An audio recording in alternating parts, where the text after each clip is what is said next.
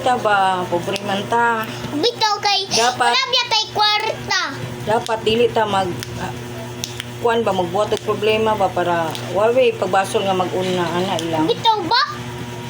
Para dili problema kayo ba dili bitaw auditional sa tong problema. Dapat ato kay problema kapag kaon una. Dapat may taglawas. Niya kita. Siyempre naman yun na natong paningkamot. Kaya muntay kuan saligan kay mo Batong- ta dato. Batong kidi. Bisod sa mga utang kung ay trabaho dili man gyud ta ka utang ana lang.